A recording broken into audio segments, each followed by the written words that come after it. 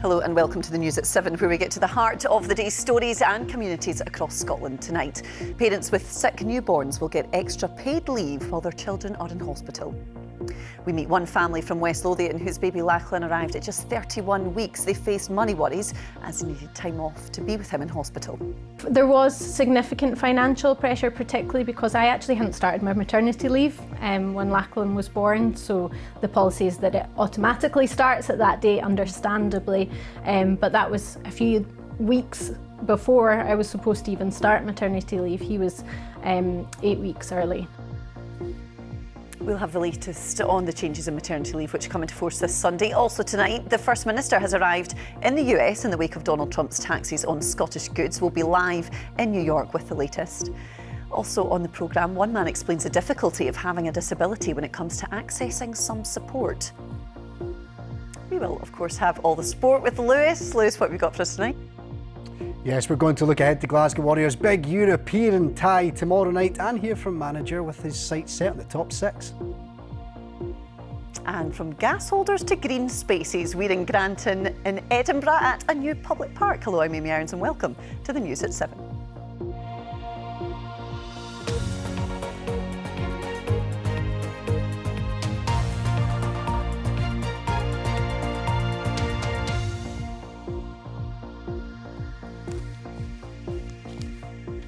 Now, it's a parent's worst nightmare if your baby arrives early or is born unwell. Not only... Lachlan's a star, so he was... We'll try that again, no worries at all. OK, so let's go back. If you are a parent, of course, as we were saying, it's your worst nightmare, isn't it, if you're worried about their well-being. But can you just afford to be by your child's bedside? That's the question, isn't it? Well, starting on Sunday, parents with sick newborns are getting up to 12 weeks paid leave on top of maternity and paternity leave. This means new mums and dads won't have to worry about losing pay if their children are in hospital. At the moment, parents with sick children often use up so much of their paternal leave before their babies are home. They have to go back to work early because they need the money in many cases. We'll learn more about that from the charity Bliss in just a moment. But first, now we can hear from Helen Pickett and her story. 1, 2, 3! Lachlan's a star, so he was 3.6 when he was born, and to look at him now you would never know that he was a wee preemie. At 31 weeks we had a scan and the consultant said, I think we'll have you back in a couple of days. So we had another scan and we sat down and he said, I think you guys should prepare to have this baby sooner rather than later. And we were like, oh, okay. And then he turned to Phil, my husband, and said, so pack a bag, I'm phoning an air ambulance. He spent 6 weeks in hospital and we stayed in the hospital for some of that time, but that was quite difficult for a variety of reasons, and so then we would stay with family and commute back and forward to the hospital every day to see him. We would try and stay in a hotel nearby so that we could get there very quickly. There was significant financial pressure, particularly because I actually hadn't started my maternity leave when Lachlan was born, so the policy is that it automatically starts at that date, understandably, but that was a few weeks before I was supposed to even start maternity leave. He was 8 weeks early. So I was still supposed to be working, but suddenly I was on maternity leave and that had a knock-on effect later in the year. I'm delighted that the law is changing and I'm delighted that other people who are going to be in my situation, they are going to have just that little bit extra support to help them in the time ahead. Are we going to slide? Dada. Lachlan is doing brilliantly. He's a bit of a tearaway.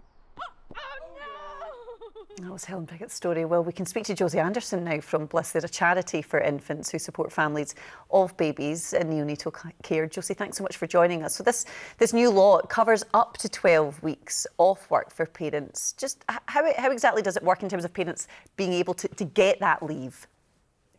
Hello. So yes, parents will be entitled to 1 week of paid leave for every full week that their baby spends in neonatal care. Their parents have to be employees, but that period starts on Sunday. So babies born on or after April 6th will begin to accrue neonatal care leave and pay for the first time.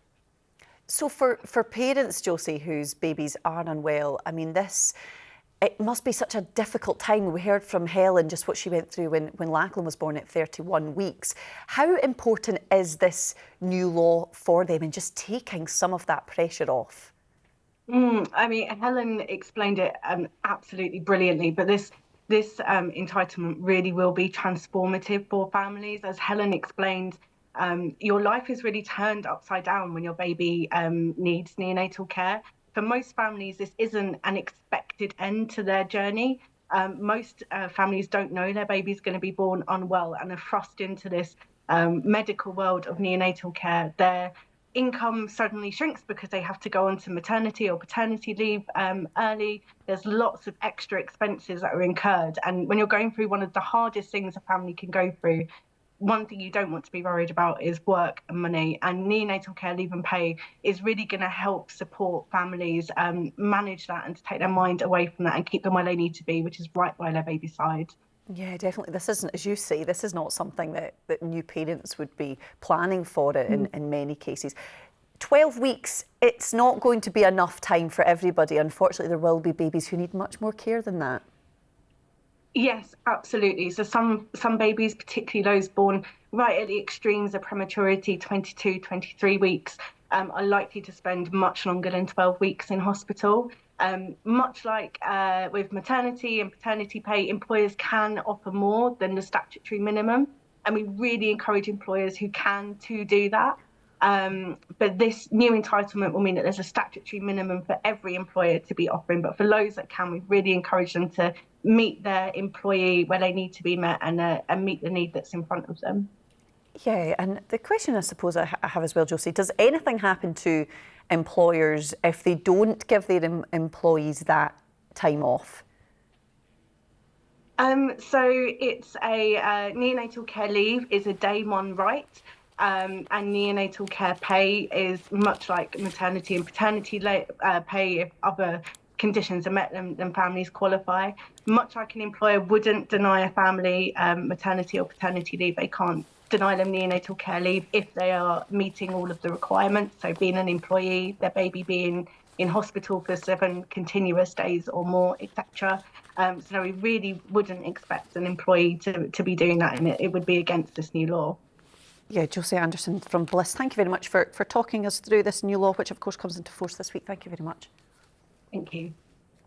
Thank you so much for joining us on tonight's News at 7. We have plenty more still to come for you in the programme, including, after almost 100 years, Scotland's oldest electricity line is reaching the end of its lifespan. Look at this, lots and lots of sunshine on offer next week, but is it going to be sunny this weekend? I'll let you know at the end of the programme.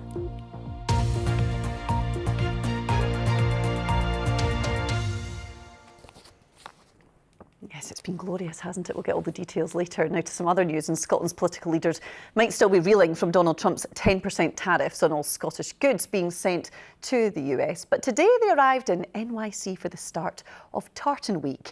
They'll be at the annual event to talk up Scotland as a world-class place to do business. We'll also be in the Big Apple as our political correspondent David Wallace-Lockhart. There he is, we can see him. David, the politicians have arrived in town then.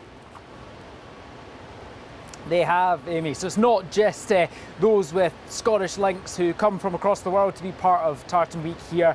Business figures see it as an opportunity. Politicians see it as an opportunity to get here and try and drum up some investment for Scotland. But there is an elephant in the room, an elephant in the Big Apple, if you like, which is those 10% tariffs that Donald Trump has introduced for UK goods, which of course includes Scottish goods. And I caught up with the First Minister, John Swinney, shortly after he'd landed, and he was frank that that's not good news for Scottish business. Tariffs are an obstacle, and there's no way of getting away from the fact that they are an obstacle. They are damaging for growth and they're damaging for jobs. So what I've got to try and do is to find a way of getting around that, and the way of getting around that is about encouraging investment in Scotland on projects that will generate economic return and economic benefit for people in Scotland.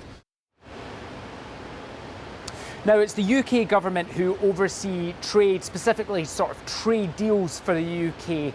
And there is a hope from UK government ministers that a deal can be negotiated with the USA, which would see those 10% tariffs gone. But those talks are ongoing. I caught up earlier today with the Scottish Secretary, Ian Murray, and here's what he had to say about that. Well, let the negotiators negotiate, because that's what they do. The government shouldn't have a running commentary on all of the bits and pieces to do with those negotiations. We're confident we're going to get to a place where we'll have a deal. Nobody wanted the tariffs that we have at this moment in time, but we're taking that relationship approach. We're building on what we need to do in the UK national interest. That's what we want to get to. The Prime Minister's been clear about that. It's being backed by business. Let's go through that process and see where we get to. But we're confident with that special relationship, the trade that we've got, the balanced trade that we've got, that those negotiations should come to fruition. Also, I've seen, David, so many people arriving in New York City for Tartan Week. Just give us a flavour of what's going to be happening. Well, yeah, it's important to remember that the vast majority of people who are out here and excited about Tartan Week aren't here to try and do business deals on the side. The big main event will be tomorrow. It's the parade through the streets of Manhattan. 3,500 attendees expected. There'll be pipers, there'll be drummers, there's going to be clans represented. We're even expecting hundreds of dogs to take part in the parade. And of course, there is the Grand Marshal for that. That's the actor Alan Cummings, maybe well known to everyone as popping up in the Highland Castle in the Traitors USA, but he will be where he lives in New York to take that march through the city. But it's not just that big parade. There's been a lot going on all week. Yesterday we were at the NYC Tartan Week Mod, where it's a celebration of Gaelic arts and culture. After I finished speaking with you, we're off to see a Renfrew School pipe band that's out for the event. So the vast majority here celebrating Scotland's links to the USA, and hopefully the rain stays off while it happens. The big parade takes place tomorrow. We will send you some of the sunshine from here, David. Hopefully you can enjoy some of the sights and amongst all that work you're doing for us. Thank you very much, David Wallace-Lockhart in New York for us. Let's get a round of the stories making the BBC News app in Scotland today then, shall we? And the former Conservative MSP Jamie Green has defected to the Scottish Liberal Democrats. The West of Scotland MSP was unveiled to delegates at the party's spring conference in Inverness. Two 13-year-old boys have been charged over vandalism at an East Renfrewshire primary school that was targeted by sectarian graffiti. St Joseph's Primary School in Busby was sprayed with offensive slogans last month. Iconic Scottish tea cakes banned from RAF cockpits after they exploded 60 years ago have now been given the all clear for reinstatement. They left a sticky mess over the airmen. Well, for more information on all these stories, you can scan the QR code on your screen now and it will take you straight to the BBC Scotland News app. There's lots more for you there. Well, people with communication needs are routinely facing barriers when it comes to accessing benefits. That's according to a new review by the Social Security Commission. It raised concerns, including claimants having to repeatedly ask for extra support and, in some cases, deadlines being missed because British Sign Language resources were not available in time. Our reporter Hope Webb spoke to Thomas Gerrard from the charity Deaf Action about his experience supporting the deaf community as well as navigating the system himself. It's been 10 years since the BSO Act was passed. Still, we're kind of like encountering these situations in the system that are just not beneficial or of any help to deaf people. You know, the mechanics are there, you know, as a whole to help vulnerable people in need of these social protection and whatnot. But just for allowing like deaf people to understand or even to know that it's there, the system kind of like fails in that aspect. I get these letters in the post, detailing whatever changes have been made or whatnot, and then at the end of the letter there'll be a phone number, and that'll be the only way to contact them.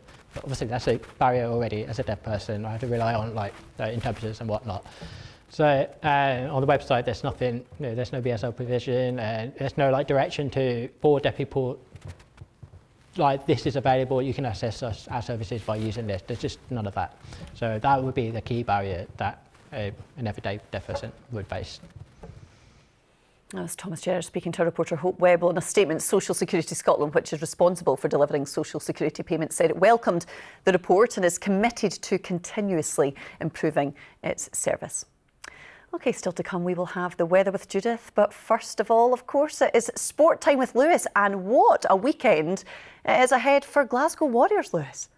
It certainly is, Amy, huge. And we're going to get to a big weekend of the football as well. But yes, starting with rugby. Hello there. We begin with history-making Glasgow Warriors, who will play their first home match ever in European Rugby's premier competition. That's the Champions Cup there, tomorrow night. Leicester Tigers are the visitors, with a place in the quarter-finals up for grabs. Earlier today, our reporter Ailey Davies went along to Scotstoun to speak to Warriors head coach Franco Smith. We're obviously looking forward to the game. It's going to be good to run out in front of the Warrior Nation and bring them a game that they've looked forward to most of the time. A lot of the season ticket holders here would appreciate a European playoff game here. So for us it means a lot. I think we're building a team and building character to compete at every level, and tomorrow is going to be that another step forward. A win would be a huge step, something that's never happened before. Of course, we've all played to win, and I think Leicester will come here with the same mission. So it will mean a lot to us as a group, but it will also, underline that we growing and getting better. And regardless of the outcome of the game, we must exit the field a better team. And I think that is going to be the objective, and that was the comms this week. Tomorrow will be important to measure ourselves against a Premiership team again, and in a playoff. So, looking forward to to see the matchup and see if we can make that step up and improve on what we've performed, on how we've performed up to now. In terms of this competition, I just wonder what it would do to sort of move you into that elite status in sort of Northern Hemisphere rugby. Every week is a different challenge. We play good teams in the URC, very good teams in the URC, very good teams week in and week out, but we know that the next challenge will be around the corner. You could see that the players are believing in what we're trying to do here, and they've grown and they challenge themselves now to become even better versions of themselves. So yeah, look, we're excited about the growth and the improvement. So if we can make another step tomorrow night, it'll be good. And I wonder, is it too early to start thinking about being in the last eight and coming up against Leinster or Harlequins? Is that something that's entering your head yet? Look, from experience, we've learned if you look too far ahead, you stumble over the rock in front of you. So for now, it's one game at a time.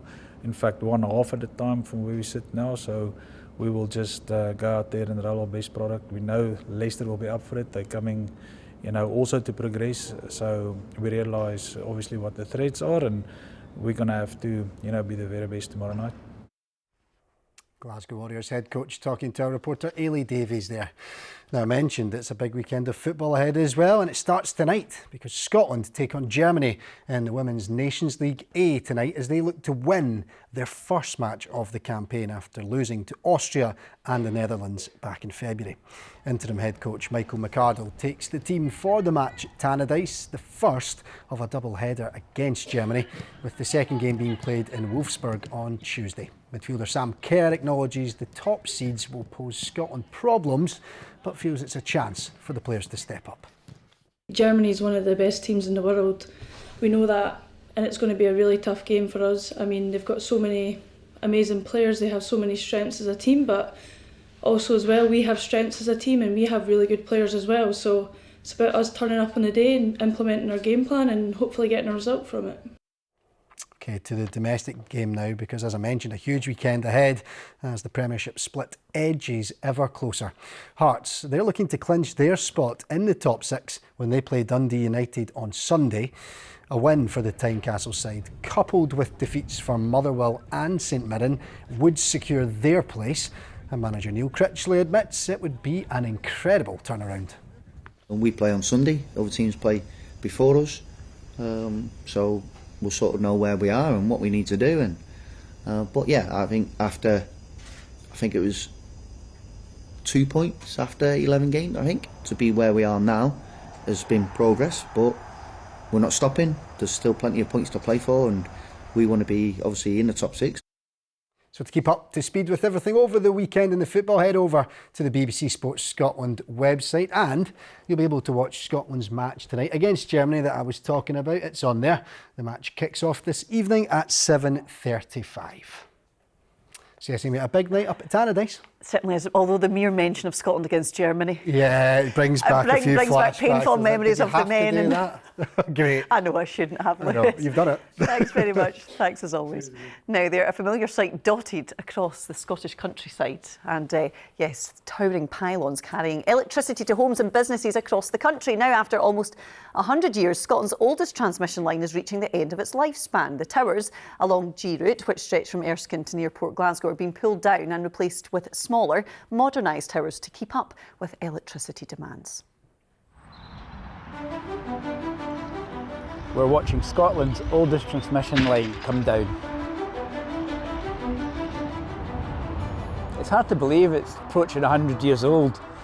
The PL1 tower, built in the 1920s, late 1920s, is coming to the end of its operational life.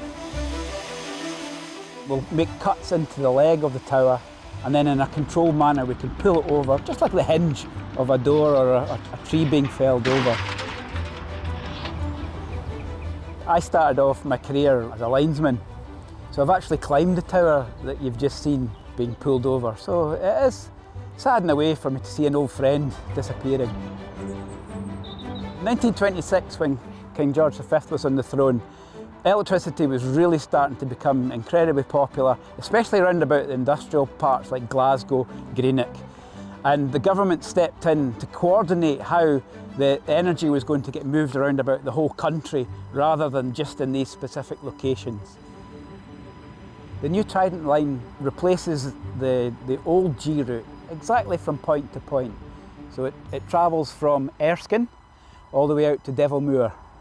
We need to ensure that the network is at its best all year round, and this new design will give us a continued service for the next 40 years. Yeah, it's a lot of work, isn't it? Now, a new park has just opened in the middle of an old gas holder in Edinburgh, over 2 decades since it was taken out of use. It's part of a wider regeneration project for the Granton area, and it includes an outdoor exhibition that explains the area's industrial past. Our reporter Stephen Godden was at the grand opening. For more than a century, this gas holder has been a fixture of the Edinburgh skyline. For years, it's been all that's left of the Granton Gasworks, which closed in the 1980s. Now, this long-neglected landmark has been transformed into a new public park. And it's good that the kids have now got something that can tie back to their parents and even their grandparents as well. You know, I know kids whose grandparents worked in the gas rigs that were in here, and now they're coming and have a kicking about with their kids in a game of football, so it's really good to see. The park has been created as a place to play and to learn about the site's industrial past. Restoring the distinctive steel structure, which will be lit up at night, was no easy feat, according to the engineers. Blasted off the old paint, and then it was a matter of refurbishing the steel. Once we assessed it, found out what condition it was in, carried out the steel repairs, and then we set about painting it then. So there's four coats of paint on it now, and 3 of those were actually hand applied, so a lot of manual labour. Restoring this gas holder has cost more than £17 million, but those behind the project highlight its wider significance as a symbol of the regeneration of the Granton area as a whole.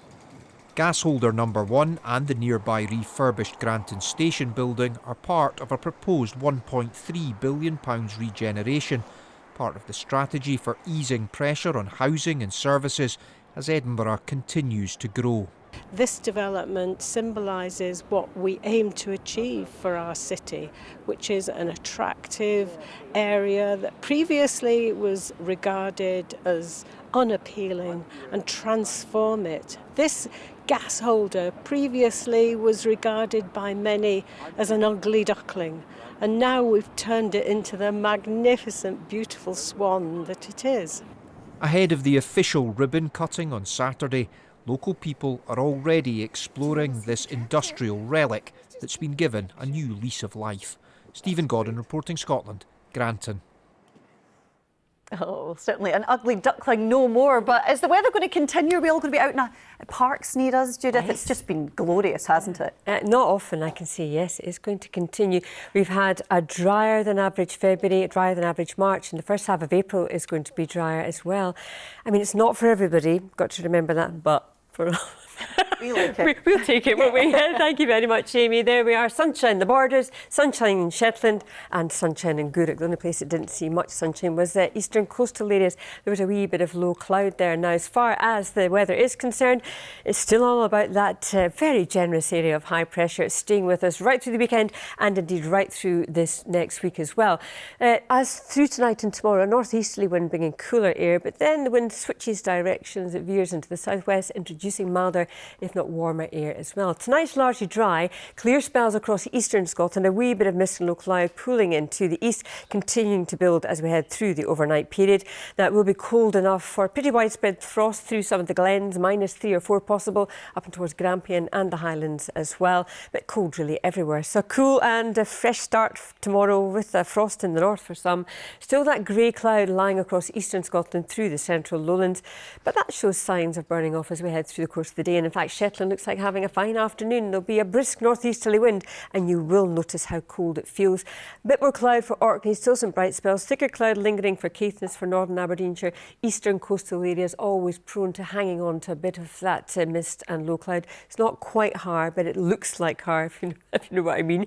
Come inland though, we'll see the sunshine. You'll notice how cold it feels on the east coast itself, and it will feel generally on the colder side tomorrow. Could see 16, 17 Celsius over the West Highlands up towards Skye, but still a grand day for Western Scotland. Lots of sunshine and lots of sunshine for the rest of the afternoon as well. It stays dry, still that low cloud lingering through parts of the east.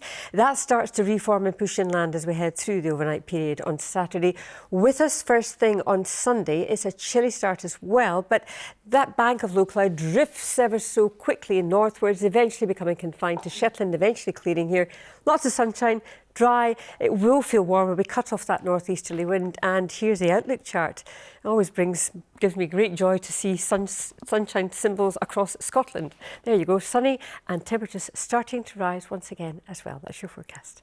I'm glad you tried to say that, Judith. Sunshine symbols across Scotland. That could have gone wrong. That's a bit of a tongue twister. But no, we do. We love to see that. So thank you very much, as always, Judith.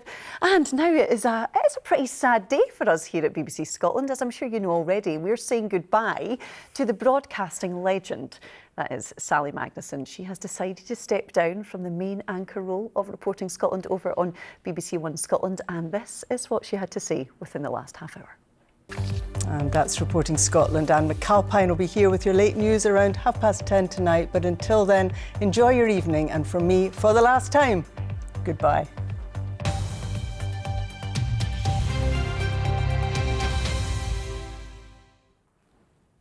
Oh, it's just so surreal, isn't it? Well, somebody that we can certainly say is going to miss Sally Magnuson is her Reporting Scotland sidekick, is what I definitely refer to as Lewis. But I mean, we use the word legend, especially in broadcasting and programmes like this. We say the word legend quite often, but it can be overused, but not when you look at Sally's contribution to broadcasting in Scotland. Yeah, and I feel like a bit of a fraud being the one here speaking about it, to be honest. Amy, Judith could be here talking about you. Anyone behind the scenes that's worked with Sally, her impact in the newsroom is amazing. And I think you can probably agree with me here.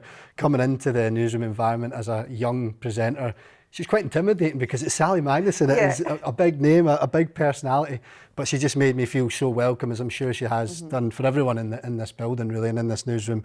And she's just really going to be missed. Yeah, it's a gutting one. Do you know what my favourite thing is? The curveballs that she throws you. As your sister, I must say, I really enjoy the curveballs she throws you. I know, she's just throwing chat about my stag do to me live on TV, anything really. But that, again, she taught me that you can really handle anything on TV. And she's someone that's really inspired me. One of two, I would say. You being the other one, Amy, growing up with my sister, but Sally Magnuson, what an inspiration. She certainly is, Lewis. Thank you so much. And yes, Sally, you will be missed. That is all that we have time for this evening. Ben Phillip and the team will be here this weekend with the latest news, sport and weather. You can keep up to date, of course, with all the latest on our website and on our news app. We are away to raise a glass to Sally. Bye-bye.